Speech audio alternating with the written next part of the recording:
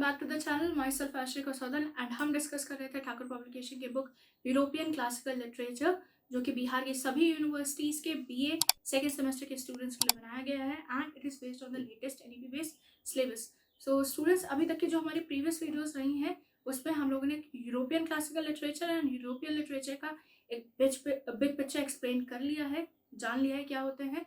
And इसके अलावा हमने आपके जो यूनिट 1 की होमर्स द इलियाड, उसका मेजर सेक्शन हम लोगों ने स्टार्ट कर दिया है, जिसमें हम लोगों ने अबाउट द पोएट, पोएम के कैरेक्टर्स, पोएम भी नहीं, ये एपिक है तो एपिक के कैरेक्टर्स एंड इलियाड जो है ओवरऑल 24 बुक्स का कलेक्शन है। सो हम लोगों ने book 1 to book 5 discuss previous video में कर ली है। अगर आपने वो वीडियोस अभी तक नहीं देखे हैं, जल्दी से जाके उनको देख लीजिए, लिंक्स डिस्क्रिप्शन बॉक्स में अवेलेबल होंगी। सो उनको देख लीजिए, तभी आपको ये वीडियो समझ में आने वाली है, क्योंकि स्टोरी की स्टार्टिंग पहले वीडियो में हो चुकी है। इस वीडियो में हम स्टोरी को आगे कंटिन्यू करेंगे विथ बुक 6। तो चलते हैं बुक 6। तो जब हम बुक 6 की बात करते हैं तो बुक 6 का नाम है हेक्टर एंड एंड्रोमाश। एंड्रोमाश हेक्टर मैं आपको ऑलरेडी बता चुकी हूँ, ये ट्रॉय किंगडम के प्रिंस हैं। एंड्रोमाश उनकी वाइफ का नाम है। सो ये जो वॉर चल रही थी, जो बैटल चल रहा था ग्रीक्स और ट्रॉयस के बीच में, वो कंटिन्यूसली चल रहा है, वो कंटिन्यूस बेसिस पे चल रहा है। 10 ईयर्स से वो आगे भी कंटिन्यू हो रहा है। अब कई सारे जो एकनियंस हैं वो अलग अलग ट्रूप्स हैं, अलग अलग आप कह सकते हो किंगडम्स हैं जो पार्टिसिपेट की हुई हैं। सो करंट में बुक 6 में जो लीडर्स आप कह सकते हो, जो कमांडर्स हैं, जो कंट्रोल कर रहे हैं, वो आ जाते हैं ग्रेट एजेक्स एंड ड्यूमिडीज। ठीक है। एंड इन्होंने बहुत सारे ट्रोजन जो वॉरियर्स हैं उनको आप कह सकते हो हरा दिया है, मार दिया है। एंड करंटली जो सीन बुक 6 में दिखाई गई है, तो स्टार्टिंग में तो ग्रेट एजेक्स और डोमिनिक्स सबको मार रहे हैं, ट्रोजन्स को हरा रहे हैं। इसके अलावा एक वॉरियर रहता है जिसका नाम रहता है एड्रेस्टस। इसको जो है ग्रीक्स ने अटैक कर लिया है, या आप कह सकते हो कैप्चर कर लिया। इसको मारा नहीं, इसको कैप्चर कर लिया है। एंड इसके बदले जो ग्रीक्स के किंग थे, स्पार्टा के किंग, ग्रीक्स के किंग नहीं, स्पार्टा के किंग जो थे किंग मिलेनस, इन्होंने डिसाइड किया है कि ये रैंसम लेंगे एंड रैंसम के थ्रू ये कुछ मांग लेंगे, लाइक एक पर्टिकुलर किंगडम मांग लेंगे, या एक तरीके से ट्रूस एस्टैब्लिश करने की कोशिश करेंगे। बट इनके जो ब्रदर रहते हैं वो पर्सुएट करते हैं कि नहीं, आप एड्रेस्टस को मार दीजिए, उसको कैप्चर करना, रैंसम करना कोई फायदा नहीं है। अब हम कुछ ट्रूस एस्टैब्लिश करने की कोशिश नहीं करेंगे, हमें ये वॉर जीतनी ही है। ठीक है। एंड इसी टाइम फ्रेम में जो है किंग प्रियम के जो है एक बेटे रहते हैं जिनका नाम रहता है हेलेनस। हेलेनस जो है वो एडवाइस करते हैं हेक्टर को और एनस को कि आप एक काम कीजिए, आप सिंस एथीना, गॉडेस एथीना जो है वो ग्रीक्स का साथ दे रही हैं and she is the goddess of war affairs, तो आप ऐसा कीजिए, आप उनकी पूजा कीजिए, उनको सैक्रिफाइस कीजिए, उनसे प्रे कीजिए कि वो ट्रॉय को बख्श दे एंड ट्रॉय जीत जाए। ठीक है। उनको आप कह सकते हो उनको मनाने की कोशिश करें।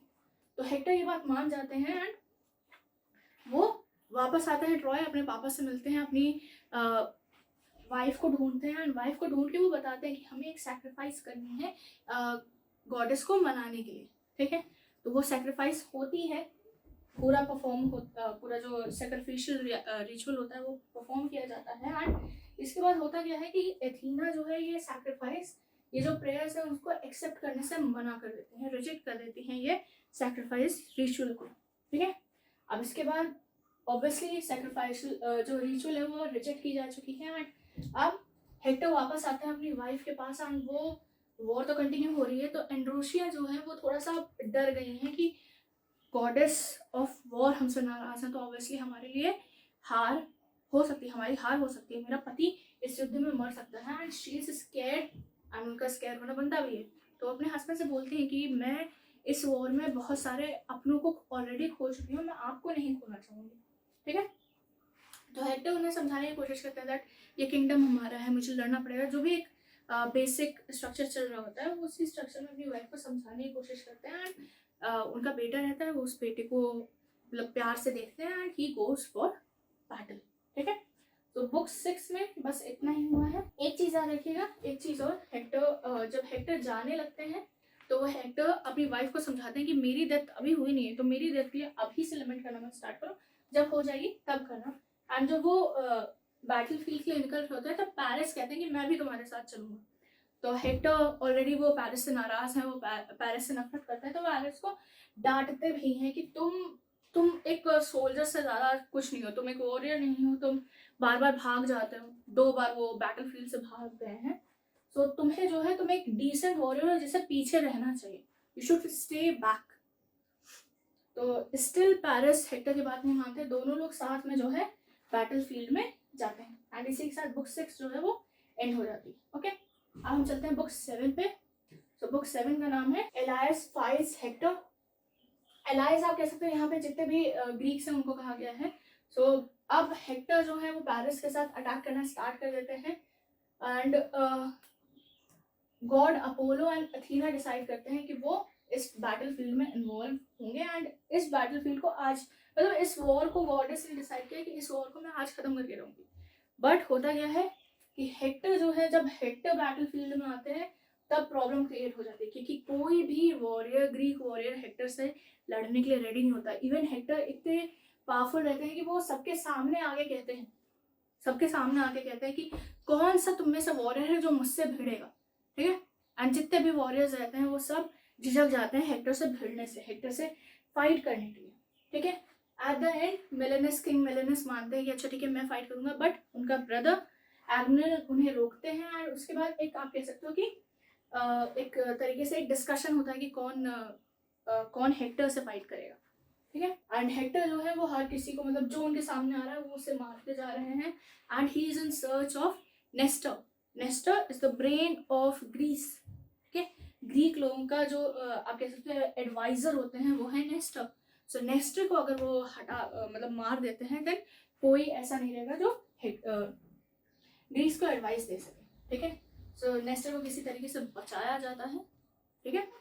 एंड अभी भी वो डिस्कशन चल रहा है, एंड एक तरीके से आप कह सकते हो कि एक लॉटरी निकाली जाती है या प्रॉपर डिस्कशन होता है जिसमें ग्रेट एजेक्स जो है वो डिसाइड किए जाते हैं। एक लॉटरी निकाली जाती है जिसमें ग्रेट एजेक्स जीतते हैं, एंड उनकी जो फाइट होती है वो हेक्टर से अब स्टार्ट होती है। He starts fighting Hector. अब दोनों के बीच में बराबरी की बैटल हो रही है, कोई हार नहीं रहा, कोई जीत नहीं रहा, बस डिस्ट्रक्शन कॉज हो रहा है। पहले वो लोग स्पेयर से लड़ना स्टार्ट करते हैं, उसमें भी कोई नहीं जीतता।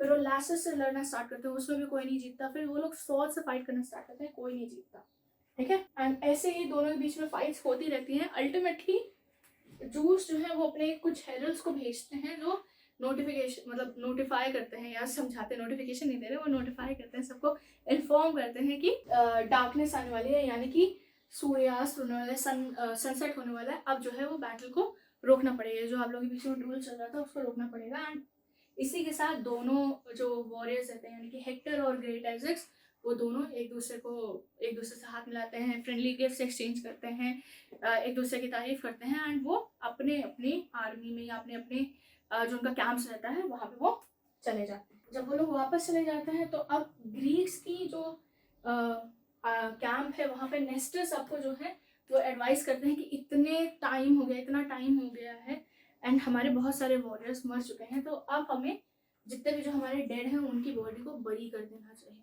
ठीक है। उनके जो प्रॉपर रिचुअल्स हैं वो फॉलो हमें कर देने चाहिए। एंड सेम चीज़ जो है वो किंग प्रियम ट्रोजन कैंप्स में बोल रहे हैं, ट्रॉय के जितने भी सोल्जर्स हैं, जो आर्मी है उसको बोल रहे हैं।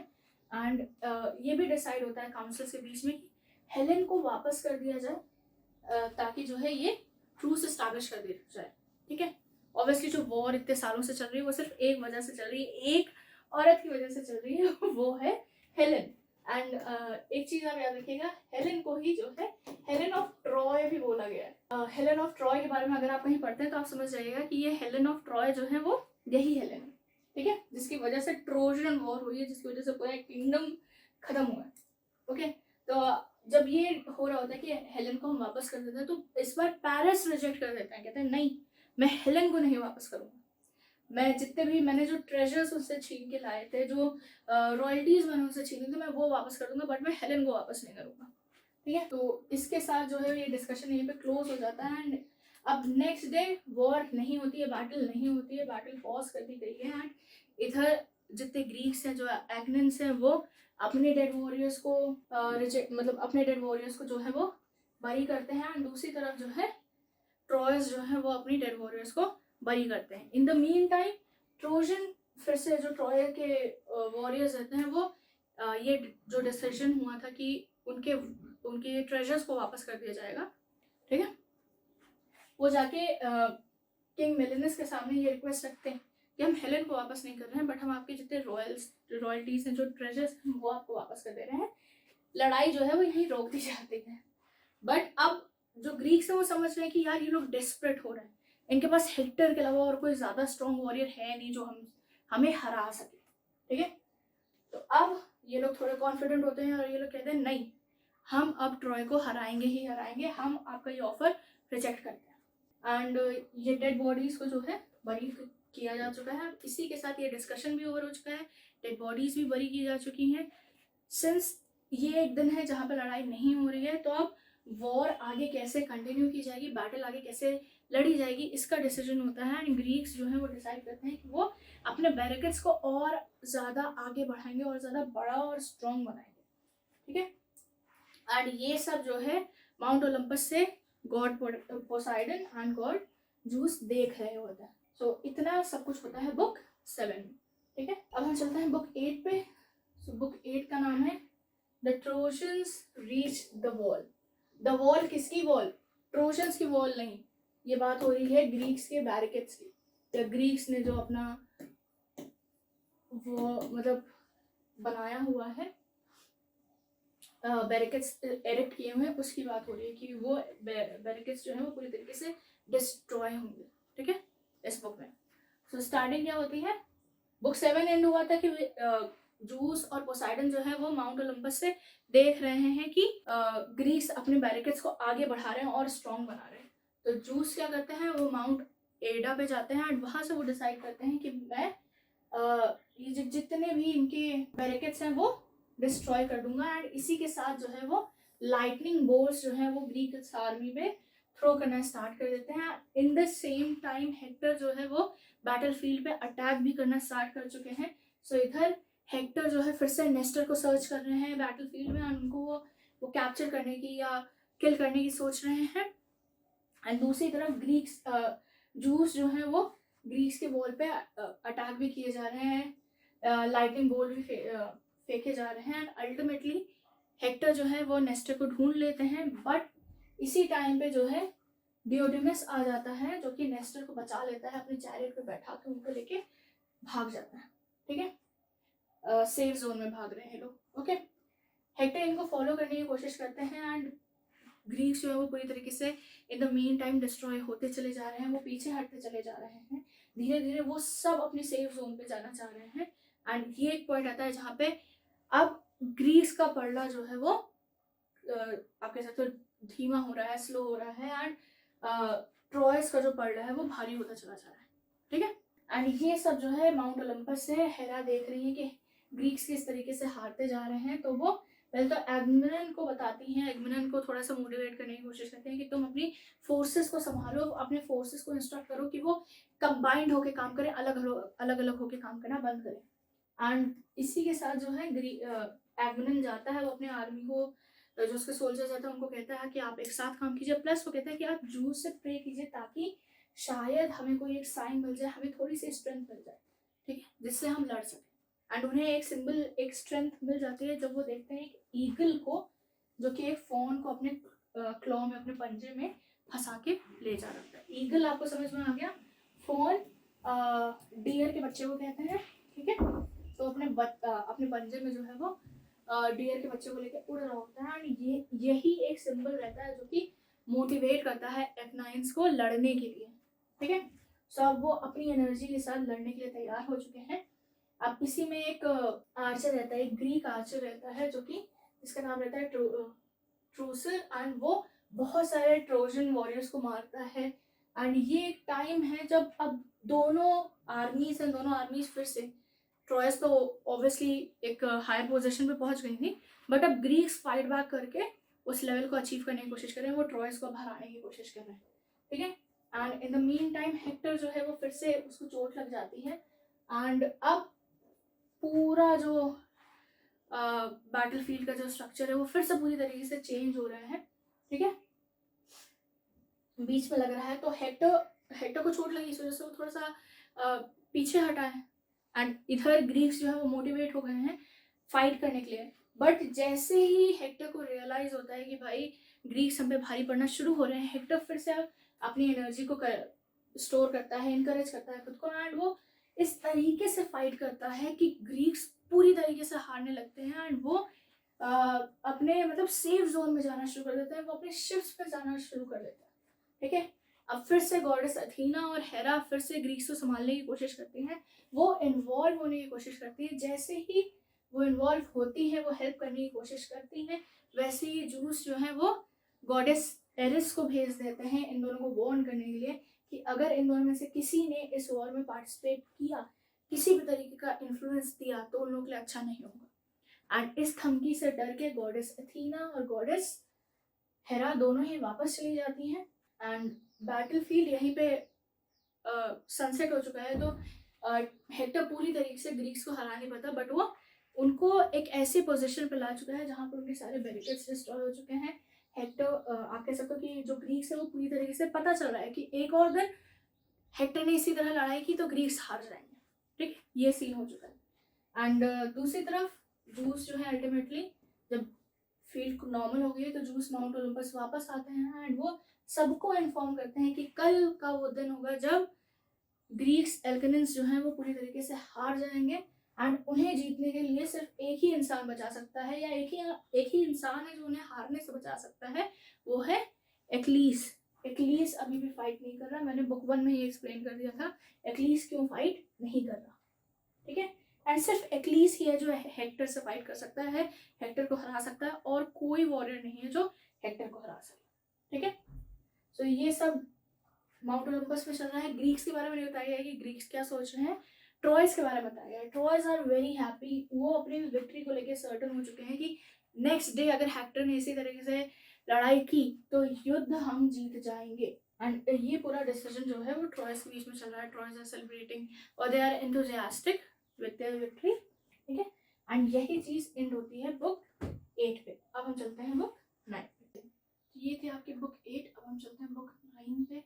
अच्छा, बुक 8 एंड हुई कि ट्रॉयज जो है वो इतने कॉन्फिडेंट हो गए कि वो वॉर जीत जाएंगे। तो बुक 9 की स्टार्टिंग या बुक 9 का पहले नाम देख लीजिए, वो है ओवरटेवर्स टू एक्लीस। ठीक है, तो नाम से क्लियर हो रहा है कि ये ओवरऑल ये जो बुक है बुक 9 जो है वो फोकस रहेगी एक्लीस पे या एक्लीस को मनाने पे। ठीक है, सो ग्रीक्स को ये बात रियलाइज हो चुकी है कि वो ये बैटल जो है वो हार सकते हैं अगर हेक्टर इसी तरीके से लड़ता रहा। ठीक है, तो क्या होता है, सब लोग डिसाइड करते हैं, इवन एक आप कह सकते हो सारे वॉरियर्स जो सोल्जर्स हैं सबको बुलाया जाता है एंड एगमेमनन सबके सामने डिक्लेयर करता है that there is a chance कि ग्रीक ने मुझे पगला दिया था एंड अब हम ये बैटल जो है वो हार सकते हैं। ठीक है, एंड इसीलिए हमें जो है अपनी जान बचाते हुए बैटल फील्ड को छोड़ के घर वापस चले जाना चाहिए। एंड ट्रॉयस के दिमाग में भी यही था कि सिंस ग्रीक्स को लग रहा है कि वो हार सकता है तो वो भागने की कोशिश करेंगे, हमें किसी को भागने नहीं देना, ये ट्रॉयस के दिमाग में था। ठीक है, एंड एगमेमनन के दिमाग में आया कि हमें भाग जाना चाहिए। तो यहाँ पे ओडिसीज एंड डियोडेमस, स्पेशली डियोडेमस खड़े होते हैं एंड वो सारे जितने भी वॉरियर्स हैं, जितने भी उनके आदमी, उन सब के सामने एगमेमनन को क्रिटिसाइज करते हैं, एगमेमनन को डांटते हैं, उन्हें समझाते हैं कि मतलब युद्ध से भागना जो है वो कायरता होगी। सो अगर तुम एज अ कावर्ड भागना चाह रहे हो, अपनी जान बचाना चाह रहे हो, तो तुम चले जाओ, बट हम क्या करेंगे, हम यहाँ रुकेंगे और हम ट्रोजन से लड़ेंगे। ठीक है, एंड हमें पता है जब ये बैटल स्टार्ट होने वाली थी तो ट्रॉय का डिस्ट्रॉय होना ये आप कह सकते हो फोरटोल्ड था, ये कि भैया ये पहले ही भविष्यवाणी हो गई थी कि ट्रॉय हारेगा। बुक 1 में मैंने बताया था कि ट्रॉय का हारना जो है वो डिस्टेंट था, तो ग्रीक्स को जीतना ही है, तो चाहे जो हो जाए हम भागेंगे नहीं, हमें पता है कि हम जीतेंगे यार, इसी उम्मीद के साथ जो है हम लड़ाई लड़ेंगे। सो डियोडेमस की बातें सुन के, डियोडेमस की जिस तरीके से डियोडेमस ने सबको इनकरेज किया था, उससे जो आर्मी रहती है वो बहुत ज़्यादा इनकरेज होती है, वो अपना खाना खाती है एंड वो डिसाइड करती है कि हम आगे लड़ाई करेंगे। एंड लड़ाई जीतने के लिए, बैटल जीतने के लिए वो अपनी स्ट्रैटेजीज फॉर्मुलेट करना, स्ट्रैटेजीज बनाना जो है वो शुरू कर देते हैं। अब इसमें क्या होता है, जब स्ट्रैटेजीज बन रही होती है तो सबसे पहली चीज होती है कि नेस्टर जो है एगुनन को समझाते हैं कि तुम्हें जो है एक्लीस से जाके माफी मांग लेनी चाहिए। बुक 1 में ये एगुनन और एक्लीस की जो है जो लड़ाई हुई थी ना, उसके बाद से एक्लीस पार्टिसिपेट ही नहीं कर रहे थे। उन्होंने कहा था जब तक ग्रीक्स मेरे पास नहीं आएंगे तब तक मैं नहीं लड़ूंगा, तुम सब वापस आओगे मुझसे माफी मांगते हो। तो वही चीज होती है कि नेस्टर जो है वो एगुनन को समझाते हैं कि एक्लीस से माफी मांग लेनी चाहिए। एंड यहाँ पे एगुनन जो है वो अग्री करते हैं नेस्टर की बात से, एंड वो ये सबके सामने बताते हैं कि जूस ने जो है वो मुझे मतलब पागल बना दिया था, जूस का मेरे ऊपर इन्फ्लुएंस था जिसकी वजह से मैंने एक्लीस से लड़ाई की। मेरी जो लड़ाई थी वो जूस की वजह से, गॉड जूस की वजह से हुई थी कि उन्होंने मुझ पर इन्फ्लुएंस किया हुआ था।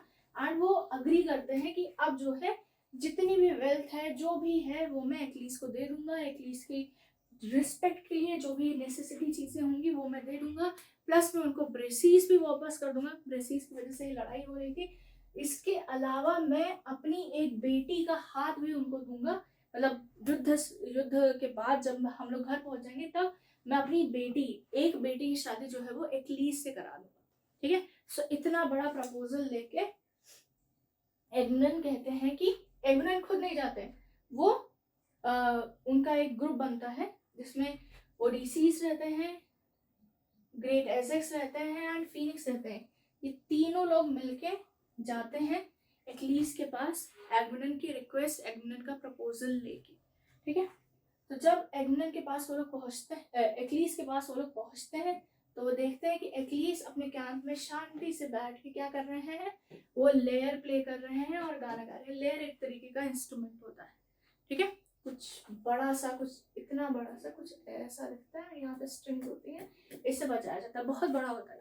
ठीक है, एंड वहाँ पे ये रिप्रेजेंटेटिव्स का जो वेलकम होता है वो प्रोटोकलस करते हैं जो कि एक्लीस के बेस्ट फ्रेंड है, उनके एक कंपेनियन है। ठीक है, सो एक्लीस भी आते हैं, वो सारे जितने भी रिप्रेजेंटेटिव्स हैं यानी कि ओडिसीज, ग्रेट एजेक्स एंड फीनिक्स उनको उनका स्वागत सत्कार करते हैं, जो भी उनको फूड देते हैं, वाटर देते हैं, जो भी नेसेसिटी चीज़ें होती हैं, नेसेसरी चीज़ें होती हैं, उनका रिस्पेक्ट शो करने के लिए वो दिखाते हैं। एंड सबसे पहले जब ये सारा फॉर्मेलिटी हो जाती है उसके बाद ओडिसी सबसे पहले बोलते हैं एंड वो एक्लीस के सामने जो एगुनन की रिक्वेस्ट है, एगुनन का जो प्रपोजल है वो सब एक्लीस के सामने रखते हैं। एंड एक्लीस ये बात सुनते ही तुरंत इनकार कर देते हैं कि ये प्रपोजल मैं एक्सेप्ट नहीं कर सकता। एंड एक्लीस कहते हैं कि मैं नहीं लड़ूंगा ट्रोजन से, ठीक है, मैं जा रहा हूँ। ठीक, और उनका कहना है कि अब पॉइंटलेस है ट्रोजन से लड़ना, जब हमें पता है कि सबकी मौत होनी ही है तो मैं ट्रोजन से क्यों लड़ूं। वैसे भी मेरी माँ ने जो है वो कहा है कि मेरे पास दो ऑप्शन है, मेरा दो फेट हो सकता है। पहला फेट हो सकता है कि मैं इस वॉर में लड़के मर जाऊंगा और मुझे ग्लोरी मिलेगी। ठीक है, एक इटर्नल ग्लोरी होगी, इटर्नल ग्लोरी मुझे मिल जाएगी एंड इसी इटर्नल ग्लोरी की वजह से एक्लीस को अभी भी जाना जाता है। ठीक है, दूसरा फेट हो सकता है कि मैं अपने घर वापस चला जाऊं एंड एक नॉर्मल आदमी की जिंदगी जीऊं। तो आगे वो कंटिन्यू करते हैं कि अब भाई मैं थक चुका हूँ, मेरी जिंदगी से बड़ी, मेरी लाइफ से बड़ी कोई ग्लोरी नहीं हो सकती, कोई वेल्थ नहीं हो सकती, इसीलिए कल सुबह मैं घर वापस जा रहा हूँ, मैं अब इस लड़ाई में पार्ट नहीं लूंगा, मैं जा रहा हूँ घर। ठीक है, अब इसके बाद वो अपने ओल्ड फ्रेंड यानी कि उनके जो पुराने दोस्त फीनिक्स रहते हैं वो उनको भी कहते हैं कि फीनिक्स तुम भी मत लड़ाई करो, तुम भी मेरे साथ चलो, अपनी जान बचा लो, मेरे साथ रहो। तो यहाँ पे फीनिक्स एक्लीस को समझाने की कोशिश करते हैं कि क्यों लड़ना ज़रूरी है। ठीक है, एक्लीस को याद दिलाते हैं कि इस युद्ध में उनके फादर ने उन्हें भेजा था। ठीक है, एंड किस तरीके से इतने सालों से एक्लीस, फीनिक्स और प्रोटोक्लस ये तीनों लोग साथ में ट्रेनिंग कर रहे हैं, फाइटिंग स्टाइल सीख रहे हैं जस्ट फॉर द मोमेंट कि ऐसा कोई युद्ध है जिसमें वो अपनी ग्लोरी को चूज कर सके, अपनी ग्लोरी को पा सके। ठीक है, सो अगेन फीनिक्स उनको इनकरेज करने की कोशिश करते हैं कि वो एगुनन की रिक्वेस्ट, एगुनन का प्रपोजल मान जाए, बट एक्लीस फिर से मना कर देते हैं और वो फीनिक्स को कहते हैं कि तुम ये जो एगुनन का काम कर रहे हो वो काम छोड़ो और मेरे साथ चलो। ठीक, एंड इसके बाद जो है वो डिस्कशन ओवरऑल जब क्लोज होने लगता है तब ग्रेट एजेक्स अपनी बात बोलते हैं और वो कहते हैं कि तुम जो है अपने गुस्से में, अपने घमंड में, अपने ईगो में जो है वो तुम पागल हो गए हो, तुम बहुत प्राउड फील कर रहे हो एंड इसी वजह से तुम रिस्पेक्ट को नहीं चूज कर रहे हो, तुम एक ऑर्डिनरी लाइफ को चूज कर रहे हो एंड तुम जो है वो किसी काम के अब नहीं रहे हो, तुम बाकी सोल्जर्स के भी किसी काम के लिए नहीं रहे। ठीक है, अब ग्रेट एजेक्स की बातें सुन के थोड़ा सा एटलीस्ट के मन में भी आता है कि यार मैं क्या कर रहा हूँ, मैं घर से वापस जाने की बात करूँ एक बैटल फील्ड को छोड़ के। तो एटलीस्ट कहते हैं अच्छा ठीक है मैं कल नहीं जाऊंगा छोड़ के, पर मैं बैटल में भी पार्टिसिपेट नहीं करूंगा। मैं बैटल में तभी लड़ूंगा जब ये ट्रोयस जो है वो मेरी शिप तक पहुंच जाएंगे, जब वो मेरी आर्मी तक पहुंच जाएंगे मैं तभी लड़ूंगा, मैं बैटल फील्ड में पार्टिसिपेट नहीं करूंगा। ठीक है, जब तक मेरी आर्मी मेरी शिप्स पे अटैक नहीं होगा तब तक मैं नहीं लड़ूंगा। ठीक है, अब ये सारी बातें सुन के पूरा डिस्कशन क्लोज हो चुका है। तो जो रिप्रेजेंटेटिव्स रहते हैं यानी कि ओडिसीज, फीनिक्स और ग्रेट एजेक्स, वो एगमन के पास वापस आ जाते हैं, ग्रीक्स के पास वापस आ जाते हैं, एंड वो बताते हैं कि क्या हुआ है, कि एक्लीस ने जो है एगमन के रिक्वेस्ट को रिजेक्ट कर दिया है। एंड ये सब सुनने के बाद जितने भी सोल्जर्स रहते हैं वो थोड़े से मतलब आप कह सकते हो डीमोरलाइज हो जाते हैं। होता है कि भैया एक बहुत महान योद्धा हमारे साथ लड़ रहा है तो एक अलग एनर्जी होती है, वहीं पे एक महान योद्धा हमारे साथ लड़ने से मना कर दिया तो और उदास हो। ठीक है, अब आर्मी को मोटिवेट करना है तो फिर से डियोडेमस बोलते हैं, एंड वो यहाँ पे एक्लीस की निंदा करते हैं, एक्लीस के बारे में बुरा बोलते हुए कहते हैं कि एक्लीस जो है वो अपने घमंड में पागल हो गया है, वो बहुत ज़्यादा प्राउड हो चुका है, एंड इसी वजह से वो बैटल फील्ड में नहीं आएगा, वो तभी आएगा जब बात उस पे आ जाएगी। बट हम सब वॉरियर्स हैं, हम सबको लड़ना आता है, एंड इसी वजह से हम उसके बिना भी युद्ध जीत सकते हैं, हम उसके बिना भी लड़ाई करेंगे एंड ये युद्ध हम जीतेंगे। ठीक है, ये पूरा डिस्कशन ग्रीस के बीच में हो जाता है, एंड उसके बाद वो लोग सोने चले जाते हैं, एंड इसी के साथ बुक 9 जो है वो एंड हो जाती है। अब हम चलते हैं बुक 10 पे। बुक 10 का नाम है नाइट इंटरल्यूड। नाइट इंटरल्यूड मतलब ये जो सीन हुई है ये जब सब लोग सो रहे हैं रात में हुई है। ठीक है, अब इसमें क्या हो रहा है कि पूरा जो ग्रीक आर्मी है वो सो चुका है एक्सेप्ट एगमनन एंड मिलेनस, इनके अलावा हर कोई, सारे कमांडर्स, सारे वॉरियर्स, सब लोग सोने जा चुके हैं। अब ये दो लोग नहीं सो पा रहे हैं, ये सोच रहे कि कल बैटल फील्ड में करेंगे क्या, हम लोग युद्ध कैसे जीतेंगे। अब इसी सोच में वो जो है वो डियोडेमस और ओडिसीज को जगाते हैं, उनको आगे बुलाते हैं, एंड वो कहते हैं कि आप एज अ स्पाई बन के ट्रोजन कैंप्स में जाइए, ट्रॉय के कैंप में जाइए, एंड वहाँ पे जाके थोड़ी बहुत चीज़ें जानने की कोशिश कीजिए, ट्रॉयस के बारे में जानने की कोशिश कीजिए। एंड सेम चीज़ जो है वो ट्रॉय करने की, ट्रोजन वॉरियर्स जो है वो करने की कोशिश करते हैं, एंड वो एक आदमी रहता है डोलन, उससे भेजते हैं। ठीक है, डोलन वैसे तो वॉरियर अच्छा नहीं है बट वो बहुत ही तेज दिमाग का है, वो क्विट विकेड है, एंड वो चीज़ों को बहुत इजीली संभाल सकता है। तो इधर से ग्रीक्स की तरफ से डियोडेमस और ओडिसीज पहुंच जाते हैं ट्रोजन्स की तरफ, एंड वहाँ से जो है ट्रोजन्स की तरफ से डोलन भी निकल चुके हैं। सो एक पॉइंट आता है जहाँ पे जैसे मान लेते हैं ये ट्रोजन कैंप है। ठीक है, ये ट्रॉयस का कैंप है, एंड यहीं पे जो है ओडिसीज, डियोडेमस एंड डोलन तीनों की मुलाकात होती है। ठीक है, ओडिसीज और डियोडेमस जो रहता है वो डोलन को पकड़ लेते हैं, वो उसको पूछताछ करने की कोशिश करते हैं, एंड अल्टीमेटली डियोडेमस जो है वो डोलन जो है वो मतलब हार मान जाता है, एंड वो ट्रोजन्स के बारे में हर चीज़ जो है वो उन्हें बता देता है। तो सबसे पहले उन्हें बताता है कि उन्होंने जो है डिसाइड किया है कि वो अपने आसपास के एलाइज को भी बुलाएंगे। ठीक है, एंड एक किंगडम रहता है जिसके बहुत अच्छे आर्मी रहती है जो कल आने वाला है, जिसका नाम रहता है ट्रेशियन। ठीक है, ट्रेशियन आर्मी कल आने वाली है, एंड ये सब जो है डोलन जो है उसको कहा जाता है कि तुम हमें सब कुछ बता दो, अगर तुम हमें सब कुछ बता दोगे तो हम तुम्हें छोड़ देंगे। ठीक है, तो अपनी जान के बचाने के चक्कर में वो सब कुछ बता देता है, बट जैसे ही वो सब कुछ बता देता है वैसे ही क्या करता है डियोडेमस जो है वो डोलन को मार देता है, एंड डोलन का जो आर्मर रहता है वो पहन लेता है। ठीक है, डोलन का आर्मर पहन के वो दोनों चले जाते हैं थ्रेशियन कैंप में। ठीक है, पास में ही थ्रेशियन कैंप होता है, एंड वहाँ पे जाके वो थ्रेशियन के 12 वॉरियर्स को मार देते हैं, प्लस थ्रेशियन किंग रेसेस को भी मार देते हैं। ठीक है, थ्रेशियन आर्मी कल आने वाली है, बट यहाँ पे थोड़ा बहुत आए हुए हैं कुछ लोग, तो उनको वो मार देते हैं। ठीक है, इसके बाद वो लोग जा रहे होते हैं, इसके बाद जो है वो ये थ्रेशियन आर्मी के हॉर्सेस और चैरियट्स जो रहते हैं वो सब लेके ले लेते हैं एंड वो आगे जाने की कोशिश करते हैं। बट इसी टाइम पे एथीना आ जाती है, गॉडेस एथीना आके वो इन दोनों को वॉर्न करते हैं कि अब तुम्हें वापस ग्रीक कैंप पे चला जाना चाहिए, वरना बाकी जो गॉड्स हैं वो नाराज हो जाएंगे एंड वो फिर एक अलग तरीके का क्योस यहाँ पे आ सकता है जो तुम लोग के लिए सही नहीं होगा, क्योंकि तुम दोनों अकेले हो। तो गॉडेस अथीना की बात मानते हुए डियोडोमस और ओडिसीज जो है वो चैरियट्स हॉर्सेस लेके वापस चले जाते हैं ग्रीक कैंप में।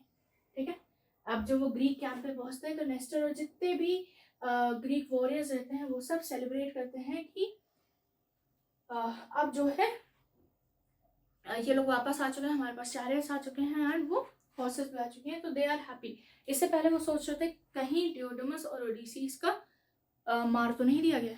ठीक, एंड इसी के साथ बुक 10 हमारी एंड हो जाती है। अब हम चलते हैं बुक 11। सो बुक 11 सिंपल सा नाम है इसका, Achilles takes notice. So next morning start हो चुकी है, नेक्स्ट मॉर्निंग आ गई है एंड जूस जो है वो फिर से ट्रॉयस का साथ दे रहे हैं एंड ट्रॉयस का साथ देते हुए वो ग्रीक्स को पूरी तरीके से हराते चले जा रहे हैं। मतलब ऐसा लग रहा है कि ग्रीक्स की लाइन पे ब्लड बात हो रही है या ब्लड की रेन हो रही है, खून की बरसात हो रही है, एक पूरा मैसेकर हो चुका है आधे दिन के अंदर। एगमेम्नन जो है वो बड़ी मुश्किल से बैटलफील्ड को संभाले हुए हैं एंड यहाँ पे जो है हेक्टर डिसाइड करते हैं कि वो एगमेम्नन से भिड़ेंगे, बट इससे पहले वो एगमेम्नन से भिड़ सके जूस जो है वो एरीस को भेजते हैं, गॉडेस एरीस को भेजते हैं एंड वो हेक्टर को इन्फॉर्म करते हैं कि एगमेम्नन से अभी नहीं भिड़ना, एगमेम्नन से आज भिड़ना ही नहीं है, आपको बस इंतजार करना है जब एगमेम्नन चोट खाएगा एंड एगमेम्नन खुद को बचाने के लिए, खुद को ट्रीट करने के लिए जब वो पीछे हटेगा तब आप ग्रीक आर्मी। ठीक है, तो एक पॉइंट आता है जहाँ पे एगमेम्नन पे अटैक होता है जिसमें एगमेम्नन को चोट लगती है। ठीक है, एंड एगमेम्नन इस फाइट के दौरान जो है एक वॉरियर रहता है कून, उसे मार देते हैं एंड मारने के बाद वो पीछे हट जाता है। जैसे ही एगमेम्नन डिसाइड करते हैं फॉल बैक का, वैसे ही हेक्टर डिसाइड करता है कि अब वो चार्ज करेगा ग्रीक आर्मी पे एंड इसके बाद वो ग्रीक्स आर्मी को हराना शुरू कर देता है। ठीक है, अब ग्रीक्स आर्मी पूरी तरीके से डर चुकी है, पैनिक में है, वो भागना शुरू कर देता है एंड इसी टाइम पे ओडिसीज और डियोडोमस आगे आते हैं एंड वो आर्मी को संभालते हैं। वो लोगों को कहते हैं कि इनकरेज करने की कोशिश करते हैं सोल्जर्स को कि आप आगे जाके फाइट कीजिए। ठीक है, and in the mean time डियोडोमस जो है वो हेक्टर से भिड़ना शुरू करते हैं, फाइट करना शुरू करते हैं एंड हेक्टर के हेलमेट पे वो एक स्पेयर मारता है जो हेक्टर को टच करके जाता है। अब हेक्टर को भी चोट लग गई है तो हेक्टर भी पीछे की ओर भागते हैं। ठीक है, अपने आप को आप कह सकते हो ट्रीट करने के लिए वो पीछे हटते हैं। इसी टाइम पे पैरिस जो है, पैरिस भले ही वो एक अच्छा वॉरियर नहीं है, थोड़ा सा कावर्ड है, बट वो एक आर्चर बहुत अच्छा रहता है। ठीक है, तो अपने भाई को बचाने के लिए वो डियोडोमस पे एरोज जो है वो शूट करना स्टार्ट कर देता है। ठीक है, अब इन्हीं एरोज की वजह से वो डियोडोमस को इंजर कर, अब डियोडोमस इंजर हो चुका है, एगमेम्नन पीछे जा चुके हैं और ये पॉइंट ऐसा आ जाता है जिसमें ओडिसीज पूरी तरीके से अकेले हो जाते हैं एंड वो सारे ट्रोजन वॉरियर से अकेले फाइट कर रहे होते हैं। ठीक है, ट्रोजन वॉरियर से वो अकेले फाइट कर रहे होते हैं एंड वो सबको हरा देते हैं। ठीक है, एंड इसी बीच एक आदमी आता है, एक वॉरियर आता है जिसका नाम रहता है सोकस। वो ओडिसीज पे अटैक करता है, ओडिसीज के रिब पे अटैक करता है जिसकी वजह से ओडिसीज को भी चोट लग जाती है एंड इस टाइम पे अचानक से ग्रेट एजेक्स आके ओडिसीज को बचा लेते हैं एंड वो ओडिसीज को जो है वो सेफ कैंप पे वापस ले जाते हैं, इससे पहले कि उनको और चोट आ सके। एंड अब तक जो है हेक्टर ठीक हो चुके हैं, हेक्टर हील हो चुके हैं, तो वो बैटलफील्ड में वापस आ जाते हैं एंड वो एक्लीस आर्मी पे एक्लीस नहीं ग्रीक आर्मी पर अटैक करना स्टार्ट कर देते हैं। अब जिस तरीके से हेक्टर अटैक कर रहे होते हैं उस वजह से जितने भी ग्रीक्स रहते हैं वो सब फोर्स हो जाते हैं कि वो अब पीछे हटें। ठीक है, and in the mean time एक वॉरियर रहता है जिसका नाम रहता है मैकन। ठीक है, एटलीस्ट मैकन को भी बहुत मानते हैं एंड वो ऑब्वियसली दूर से जो है वो बैटलफील्ड को देख रहे हैं, वो देख रहे हैं कौन हार रहा है, कौन जीत रहा है, कौन फाइट कर रहा है, किसे चोट लग रही है, किसे चोट नहीं लग रही है। तो जैसे ही मैकन को चोट लगती है तो वो अपने कंपेनियन प्रोटोकस को भेजते हैं कि जाओ देखो कि मैकन की हेल्थ कैसी है, उसको तो चोट नहीं लगा है। तो जब प्रोटोकस ग्रीक आर्मी पे वापस आते हैं, ग्रीक कैंप में आते हैं, तो वहाँ पे नेस्टर जो है वो प्रोडोकस से रिक्वेस्ट करता है कि ऐसा करो कि या तो आप एक्लीस को समझाओ कि वो बैटलफील्ड में पार्टिसिपेट करे, या फिर आप ऐसा करो कि एक्लीस का जो आर्मर है वो पहन के आ जाओ, क्योंकि अगर ट्रॉयस को ये हल्का सा भी आइडिया हो गया कि एक्लीस लड़ रहा है तो वो मतलब वो हल्का सा डर जाएंगे, जिसकी वजह से हम उन्हें डरा के भगा सकते हैं। ठीक है, तो प्रोटोकस बात मानते हैं और वो एक्लीस के पास जाते हैं। वो आगे की सीन में होगा। बुक 11 में इतनी ही बात होती है कि नेस्टर प्रोटोकस को कह देते हैं कि हर कोई जो है अब हम हारना शुरू कर रहे हैं, तो इससे अच्छा है कि आप एक्लीस से रिक्वेस्ट करें कि वो बैटलफील्ड को ज्वाइन करें एंड या फिर आप डिस्गाइज करके आ जाए। ठीक, तो ये हो जाता है आपका बुक 11 एंड। अब हम चलते हैं बुक 12 पे। ठीक है, सो बुक 12, बुक का नाम है हेक्टर स्टॉर्म्स द वॉल। सो नाम से क्लियर हो रहा है कि इस बुक में पूरा डिस्क्रिप्शन जो है वो हेक्टर किस तरीके से ग्रीक कैंप को या ग्रीक्स को जो है वो पीछे ढकेल के चले जाएंगे उसी पे। तो ट्रोजन्स अभी भी अटैक करे जा रहे हैं ग्रीक आर्मी पे, एंड उन्होंने इनका जो बैरिकेड है वो उससे भी डिस्ट्रॉय करना शुरू कर चुके हैं। एंड दूर खड़े होके जो है दूर खड़े होके नहीं, आप कह सकते हो कि ट्रॉयस के साथ पोसाइडन और अपोलो मिलके किसी तरीके से पोसाइडन और अपोलो जो है वो ये बैरिकेड्स को संभालने की कोशिश कर रहे हैं, बट वो ऐसा कुछ कर नहीं पा रहे। ठीक है, एंड इधर दूसरी तरफ ट्रॉयस जो है, हेक्टर जो है वो कंटिन्यूसली इन बैरिकेड्स पे वार किए जा रहा है, एंड वो बैरिकेड्स धीरे धीरे हटते जा रहे हैं। वो ग्रीक्स का जो एरिया है उसको इन्वेड करते जा रहे हैं। एंड इस टाइम ऐसा लग रहा है कि हेक्टर एक वाइल्ड बोर की तरह हो गया है, कि एक जंगली बोर की तरह है, वो जो सामने आ रहा है वो हर वो चीज को डिस्ट्रॉय करता चला जा रहा है। एंड इस टाइम पे हेक्टर के फ्रेंड पॉलीडमस भी उनके साथ लड़ रहे हैं, दोनों फ्रेंड साथ में लड़ रहे हैं। एंड एक पॉइंट आता है जहाँ पे वो एक ऐसे एरिया पे पहुंच जाते हैं जहाँ पे ग्रीक्स ने जो है वो आगे एक तरीके की डिच बने, एक तरीके का आप कह सकते हो गड्ढा टाइप का बनाया हुआ है, जहाँ पे प्रोटेक्ट करने के लिए अलग अलग स्ट्रैटेजीज यूज करते हैं। तो बैरिकेड्स होते हैं, गड्ढे होते हैं, ट्रेंचेस होते हैं, तो एक डिच या ट्रेंच टाइप का उन्होंने बनाया हुआ है, जहाँ पे हेक्टर कहते हैं कि अगर हमें इसके आगे जाना है देन हमें अपने चैरियट्स को छोड़ देना चाहिए एंड हमें बाय फुट चलना चाहिए। तो सारे वॉरियर्स एक्सेप्ट करते हैं, बट एक वॉरियर रहता है जिसका एसीएस, ये रिजेक्ट करता है, ये अपने चैरियट पे ही आगे अब ये सब लोग आगे बढ़ने की कोशिश कर रहे हैं। दूसरी तरफ एक्लीस के जो स्पेयरमैन हैं, जो आर्चर्स हैं, वो अटैक किए जा रहे हैं कि किसी तरीके से ट्रॉयस को पीछे रखा जा सके। अब जब ये आगे बढ़ ही रहे होते हैं हेक्टर और पॉलीडमस, तभी वो नोटिस करते हैं कि पास में ही एक ईगल जो है वो एक सर्पेंट को लेके उड़ रहा है एंड अपने पंजों में लेके उड़ रहा है। एंड वो सर्पेंट क्या कर रहा है, वो सर्पेंट जो है वो ईगल के पंजों पे अटैक कर रहा है, बाइट करने की कोशिश कर रहा है। एंड अल्टीमेटली वो सर्पेंट जो है वो ईगल के पंजे पे बाइट करता है, एंड बाइट की वजह से ईगल जो है वो सर्पेंट को छोड़ देता है। ठीक है, ये एक इंटरप्रिटेशन है, आप कह सकते हो ये एक ओमन टाइप से पूरे एपिक में रहा है कि आगे क्या होने वाला है, वो एक फोर शैडो हो जाती है, एक तरीके का ओमन हमेशा दिख जाता है। तो यहाँ पे एक ओमन दिख गया कि ईगल जो है वो एक सांप को अपने पंजे में लेके जा रहा है, एंड वो सांप ने क्या किया, ईगल के पंजे पे बाइट किया एंड ईगल ने वो पंजा छोड़ दिया। ठीक है, सो पॉलीडमस कहते हैं कि ये एक इंटरप्रिटेशन, पॉलीडमस अपना इंटरप्रिटेशन करते हैं कि हो सकता है ये हमारे फेल को दर्शाता है कि हम भले ही आगे बढ़ते चले जा रहे हैं बट ऐसा ना हो कि हम हार जाए। तो यहाँ पे ईगल जो है वो ट्रॉयस है, यहाँ पे ईगल जो है वो ट्रॉयस है और जो सर्पेंट है वो ग्रीक्स है। ठीक है, तो इस ओमन को हेक्टर जो रहता है वो कहते हैं इस ओमन पे मैं बिलीव नहीं करता, मैं कोई भी एडवाइस नहीं मानता, मैं बस इतना मानता हूँ कि हम तब तक फाइट करेंगे जब तक हम फाइट कर सकते हैं अपनी कंट्री के लिए, एंड सबसे बड़ा ओमन यही है, इसके अलावा और कोई ओमन हो नहीं सकता। ठीक है, एंड इसके बाद वो अगेन ग्रीक्स के बैरिकेड्स को डिस्ट्रॉय करते जा रहे हैं, उनका जो कैंप है उसे डिस्ट्रॉय करते जा रहे हैं, एंड वो आगे बढ़ते चले जा। अब वो ग्रीक्स की वॉल तक पहुंच चुके हैं, एंड ग्रेट एजेक्स, मेनेथेनस, सब लोग मतलब कोशिश कर रहे हैं, जितने भी ग्रीक वॉरियर्स हैं, ग्रीक के जो कमांडर्स हैं वो ट्राई कर रहे हैं कि किसी तरीके से इनको प्रिवेंट किया जा सके कि ये सारे बैरिकेड्स को डिस्ट्रॉय करके अंदर। एंड हेक्टर जो है वो कोशिश में लगे हुए हैं कि किसी तरीके से ये बैरिकेड्स हट जाएं, ये उनका जो सेफ स्पेस बना था वो पूरी तरीके से हट जाए और उसके बाद हम गेट जीत जाएंगे।